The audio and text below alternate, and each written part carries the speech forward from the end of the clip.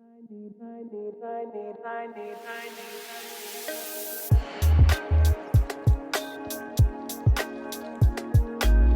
name is LaSalle. I'm 24 years old. I'm a massage therapist. I also study neuroemotional work, and I just overall love to help people. I just want to help people experience experiences and live my happy little life. I would definitely say I'm adventurous. I would say I would definitely say I'm a good healer. I love to help people. I love to be there for my friends. I love my experiences. I'm just overall someone who likes to just try new things and just live life to the best, find my purpose, and just become better every day in every way. I am a two-time cancer survivor. I've had a rare bone cancer called Ewing sarcoma, and it first happened in my hip when I was 15 years old. Did the whole chemo, radiation, and got a Make-A-Wish. Went to Africa, and then a year later, it came back into my lung, and I was told I was gonna die, and I did the chemo and surgery, and by great fortune and faith, like I'm here today to be able to talk to you about this podcast. But the reason I even got into psychedelics, like mushrooms, was because I was holding on to a lot of emotional stuff. I had a lot of PTSD. I had I just had a lot of blockages from all the things that I went through, and doing mushrooms and doing other alternative medicine was what helped open up, my heart, and it helped actually give me perspective on why I got cancer. And it's part of who I am today. So I'm very grateful for it. So the first time I got it, I was 15 years old. And the reason I even noticed it was because I just had this crippling pain in my leg where I couldn't even walk. I was just hurting. And the doctors were all telling me it was growing pains. I'm just in high school, hitting puberty. I'm growing really fast. And it wasn't until I got a scan about 9 months later where we see a mango-sized tumor in my hip. And at the time, I was just in so much pain that I was just grateful to find out what it was so that we could work on it. And I never had like a worry on the first time. I never had like any fears. I had a great support system. I had my family, I had great doctors, I had my girlfriend, and it was the best thing. And I did the chemo, did the radiation. Like I said, I got my Make-A-Wish. So like I was honestly kind of happy I got it because I went to Africa. But when you go through treatment, you have to do routine scans after your treatment. And I remember, I did my 3 months clear, 6 months clear, 9 months clear. And then, they always tell you once you reach that 1 year mark, that's when you're golden. That's when you don't really have to worry. You still have to do your scans. But once you reach that 1 year mark, that's like, it's just easy sailing from there. And I was so happy to hear that. And I get my scans done. And I remember me and my girlfriend, we went to the gym to get a celebratory workout. And I get a call from my dad saying we got to go back to the hospital. And right then and there, I kind of knew what it was. So I start, like, let's pack up, not going to get this squat in. And I remember we start heading over to my house, and my parents were there. My whole family was there. Like, everybody knew what was going on. And I remember I was like, let's just get this over with. We go to the hospital, and the doctor just grabbed me and my parents, and he had this like white blank look on his face, like he was just pale. And I remember we go into his office and no one's talking, and he just pulls up some images on his computer, and it's a picture of my lungs. And he was showing me a picture as if I knew what it was. And he was like, do you see that? And he was pointing at my lungs, and there was a big mass right on the bottom of my right lung, about the size of a baseball. And I asked him, I was like, so what does this mean? And he goes, you have cancer again. And I asked him, and I was like, am I gonna die? And he said, I don't know. And right then and there, my parents, they both just collapsed, and both of them were just, crying, and they were going through probably the hardest day of their life. And I remember I was the one who had to ask the hard questions. I remember I asked, "So what are we going to do for treatment?" And he was just like, "I don't know." And I remember I got so angry at this guy because it was just a lot of I don't knows. And I remember I was asking him, I was like, what do you know? And he was just silent. And then I just remember blacking out. And then I remember it wasn't like I fainted or anything. It just kind of like turned off my brain because I was just so angry. I just wanted to punch that doctor in the face. So I remember we get the news, we all walk out, and I remember I went into the bathroom and I'm just looking at myself in the mirror, and I was just like, I felt like fueled with rage. And I remember I just looked at myself in the mirror and I'm like, God, universe, Chuck Norris, whoever's out there listening, if you heal me, I'll heal others. And we decided to do the chemo and all that fun stuff. And after one cycle of chemo, my tumor shrunk 80%, which was something they don't really see that often. And then they were able to perform surgery and they were able to pretty much save me. And I'm here 7 years later, on my healing journey, healing others. But it was the best thing that's ever happened to me because without it, I mean, I wouldn't have even cared. I wouldn't have wanted to heal people. All I wanted to do was become rich and be one of those like wealthy guys who has a, massive yacht. I believe now like cancer is energy blockers. Cancer cells are in every single one of us. But it's like the food that we eat, the emotions that we carry in our body, that's what helps it metastasize. And like the emotions or our physiology, depending on what's off, depends on where it will metastasize to.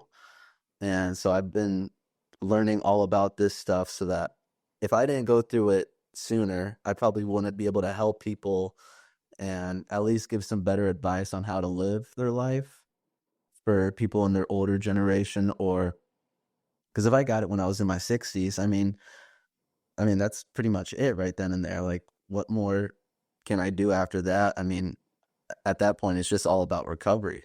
But now that I had it at such a young age, like I'm grateful that I got it at such a young age. Like I got it at the right age of puberty.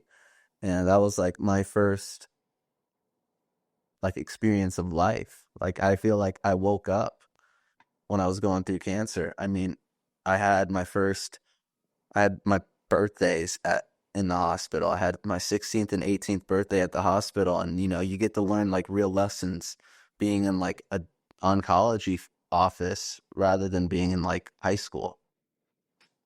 And it's given me the best perspective in life. And there's been many other incidences. I've broken my neck, my face, my foot, all these little things that I've gone through. And if it wasn't for doing some psychedelic therapy as well as some therapy on myself, I wouldn't have even changed the perspective. Like I used to want to cry every time I talk about this story, but now I get a little excited telling my story. I get excited sharing this because I mean it's me, it's who I am. So the first time I ever did mushrooms, it was like after a breakup. And I was dating the girl who was with me through both experiences of having cancer. And after I got done being sick, I made a promise to God, to my higher power, that if I get healed, I'll heal others. But after I got done being healed, I remember the only thing I wanted to be was rich. I was like, screw being a doctor. Like, I'm just going to make so much money and I'm just going to donate to charities. That'll be my giving back. And I remember I started working in finance and I started, I was being an asshole. And I, I ended up losing my girlfriend over that because I was getting greedy. And I remember I did mushrooms and I did it one time. And, they tell you like have a trip sitter. I had a trip sitter. She fell asleep. And I remember she was like, whatever you do, just don't look into a mirror. Like that'll ruin your trip. And I just sat in front of a mirror the entire time. And I was finding like all the things that I didn't love about myself and all the things that I was like insecure about and like all the worries in my life. I saw all of that. And right then and there, I was just like, maybe I'm supposed to be doing this healing thing. And then, I've done, many experiences because once you have like so many epiphanies like that, like I had one epiphany, but it felt like I had 20 years worth of therapy in one day. And so I kind of went down the rabbit hole a little bit where I was doing mushrooms a little. I was doing them very often, not even knowing what I was supposed to be doing. And I never knew, like you said, the intentions. It's therapy. Like you don't go into a therapist just saying fix me. You gotta know what's wrong with you or what needs to be fixed. And so I remember I would just, I'll take it, go to a party, hang out with my friends, and I wasn't doing it the correct way. And then, once you no longer need the medicine will turn on you. And I started, having bad trips and bad visuals, and like I started, having like this little psychosis and my cancer getting back. And I remember I had like just this like crippling fear of like, oh, if I had a headache, oh, there's a tumor in my brain. Oh, my foot's hurting. It's probably a tumor in my foot. So I had all this like fear about that because I was just creating all these thoughts in my head. I believe mushrooms, marijuana, like those are enhancers for our mind. Mushrooms are a little bit more spiritual, but I feel like they're all enhancers. So if you're not having a good day, you're going to have an even better day. If you're having a bad day, you're probably going to have an even worse day. And for me, I was using it and I was kind of abusing it, not respecting it enough. And I remember this is more recently. I took a break from mushrooms, and I remember I discovered this ketamine clinic at my self wellness here in Bonita, Naples, or Bonita, Florida. And I remember I didn't even know why I was going in there. I remember I met with the psychiatrist because you go through the whole thing. You meet with the psychiatrist who's also a shaman blessed by Osho. Then you meet with the psychologist. You talk about the things you want to go through, and then you do the ketamine. Well, when I met with the psychiatrist, he asked me why I want to do ketamine. And I told him, I was like, I don't know. I honestly, I like to help people. And if I can't help somebody, I want to be able to send them to a place that can. But I'm not going to send them to a place that I haven't tried myself. And so he was just like, that's good enough reason right there. And so he gave me the script. And then I met with the psychologist, and the psychologist was asking me like some deep level questions like, have I ever, you know, gone through some physical trauma? Have I ever gone through some emotional trauma? Have I ever gone through like financial trauma? Like all the things that can happen to a person, she went through every single question. And then you set the intention. And then my intention was just I wanted the ketamine to do its magic. I wanted it to experience it and I wanted to like feel everything. And I remember the first time that I did it, it was my first session. They asked me like, do I want to like ease into it, do a drip IV, or do I want to go all the way? And I said, give me the hero dose right then and there. Just like if I'm paying for this, I want the full experience. And they gave me this dose and I felt like I saw a grid and I felt everybody, every dog, every tree, every cat, every goat, every human being I've ever interacted with, I have been connected with. Everything that you've gone through, everything I've gone through, we're all interconnected. And I almost felt like a god.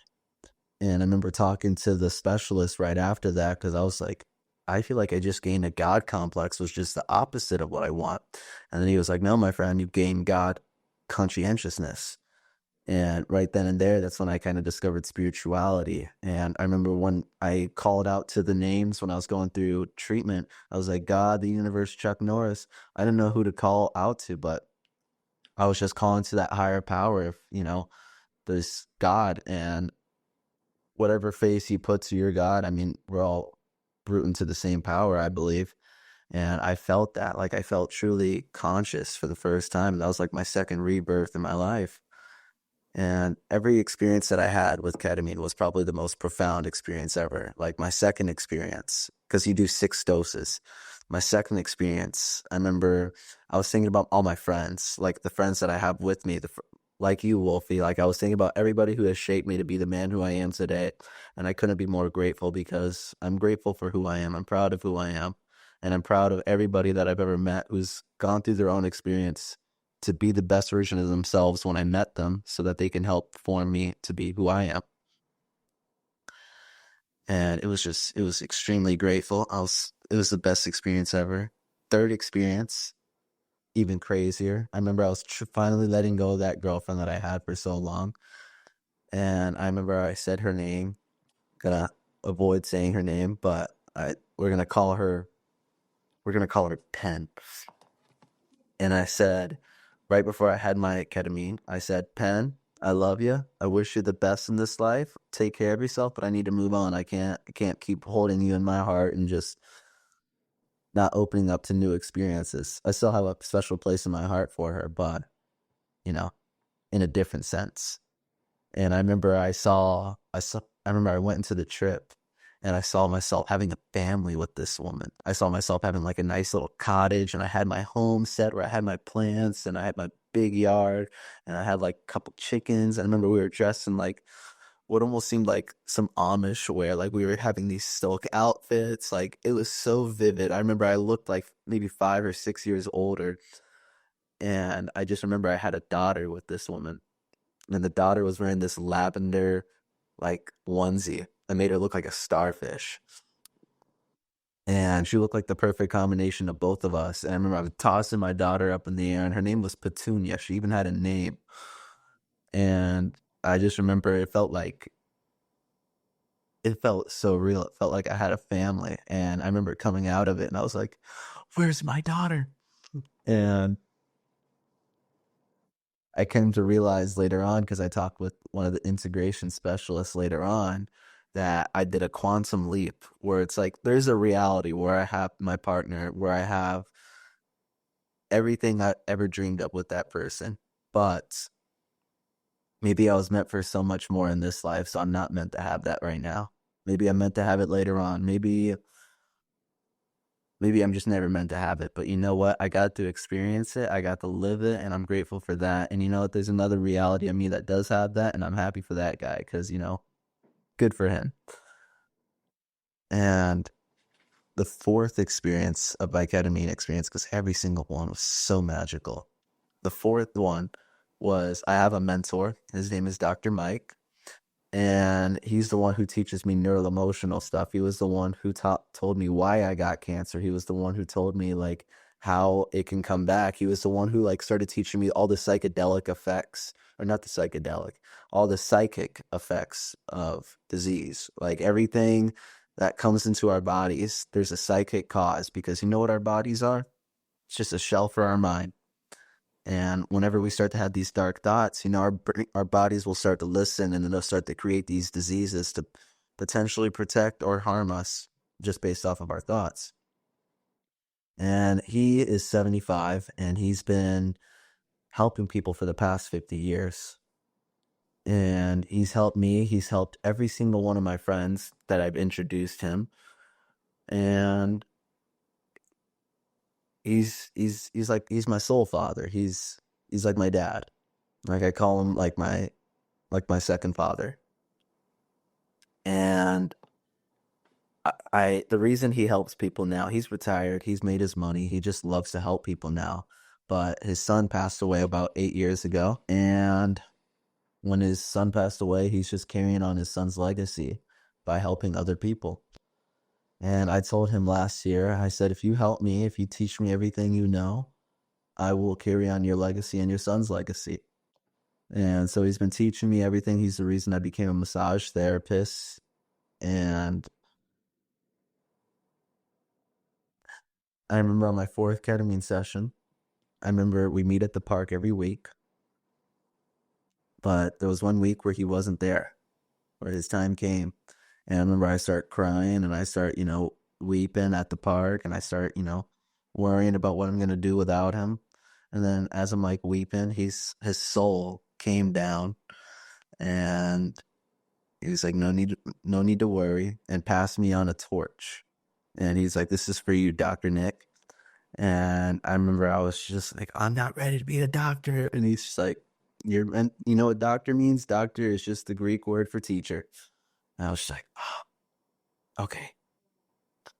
And as I'm coming out of that session, it was like the most vivid session of my life.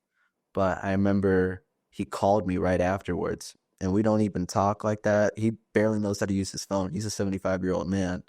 And he just calls me and he goes, I just wanted to say I'm really proud of you. Yeah, I don't know if it was the universe that possessed him to do that, but it just kind of like confirmed that I'm on the right path. And then on my fifth experience, I remember I went with my parents, or I went with my dad. And my dad, all parents are skeptical of their kids, doing all this psychedelic therapy as they should. And I remember I brought him, and I saw both of my parents in my session. And I remember I saw both of them pass. And I don't know why, but it was sad. But I also had like a sense of relief because there was once a time in my life where my parents thought they were gonna have to bury me. And it was, if my parents die tomorrow or 50 years from now, I will be grateful just to be the one who gets to bury them. And I saw that and I was grateful for it because, at the end of the day, everybody is just a soul. And people or souls come into us in different ways. Souls come to us as friends, some come to us as girlfriends, boyfriends, some come to us as brothers, sisters, and mothers and fathers. And I was just grateful that I got their soul as a parent, as parents. And then my sixth session, and this was the most profound one. And this is like the strongest one for me. This is one that like I take to the bank with me. I remember I went to the clinic on the sixth day, and I remember they're like, all right, this is it. But I felt like there was so many unanswered questions. Like I felt like I didn't gain anything yet. But I was like, all right, let's ride this. If I got to pay for another 6 sessions, I will. And I went through it and I started thinking about me getting sick. And I started thinking about like all the fears that I had. And I started thinking about me in that hospital room that one day. And I remember when you're in the ketamine session, they have a blindfold over you. They have headphones, so you're listening to binaural beats, and they have you on a chair. And if you were to take off your blindfold, they come in and they take care of you and they make sure you're not walking around because you're a little wobbly after. It's a disassociative. Well, I remember I had my blindfold on, I had my headphones in, and I just stand up. And I remember like one of the nurses comes in and I could hear him through like my headphones. And then the owner was like, let him do his thing. And they leave. And I just start doing like all these yoga poses. Like I remember I was like doing handstands while I was like still blindfolded, still in my trip. And I remember I got down like on my hands and knees and I'm stretching out my hips. But here's the thing, like when I had my tumor the first time, they just did radiation, so they killed it. But they didn't take it out. So there's still a benign tumor there. And I remember I've always had like this like lack of range of motion and lack of mobility because of it. And I remember I was doing this stretch and I felt like this one thing just like it didn't feel like a muscle tear, but it felt like the biggest feeling of relief in my entire body while I was stretching. And I just remember like I was like, "Oh my God, I gained my mobility back." And I remember there was a light on the ground. And I remember I started looking up and I was like looking at darkness. And as I'm looking up, I'm seeing the light. And what it was I was seeing like that fear of cancer, that fear that I created in my mind. I felt that leaving my body. And here's the real kicker. And this is a vulnerable area for me. But when I went through the treatment, I remember they told me I'd never be able to have kids. And I remember they told me that I lost that ability. And I remember I went to an IVF doctor and they told me like, sorry, like you can't have kids. And I remember it was like one of the most heartbreaking things because I mean, I want to be a father. And I remember it hurt me so bad. And then I remember when I did that 6 ketamine session, I don't know why, but it just felt like I gained my ability back. And I was just like, okay, that's weird because, doctors told me not. So, but I felt it. And I got tested and I'm able to have kids again. which was what the wildest thing for me because, it's like how. But even just recently, like I had two different, like very energetically enhanced people. My yoga instructor that Edric, and then someone else. It just randomly told me like I need to be careful because I'm fertile. And it was just the most random thing I've ever heard because, no one usually compliments people that way. But I remember I talked to, Gina about it, and she was like, those are just the universe just reaffirming your blessings. And after I got that news, it's just like you start to look at the world a little differently. You start to like tread lightly because, when you're told you can't have kids, all right, you just start living for yourself. You're not thinking about your future anymore. You're not thinking about creating a homestead. You're not thinking about creating a family. You're not thinking about any of that stuff. You're just enjoying your life. But I remember the second like I got that reaffirmation, it was just like, all right, time to lock down, time to work on myself, time to, I got to be the man of the house. So I got to keep working on myself. And it's just multiple times where I've been reawakened through psychedelics and through different experiences with alternative medicine. Like I to this day, I did ketamine in the beginning of the year in April, and I'm still gaining benefits from it to this day.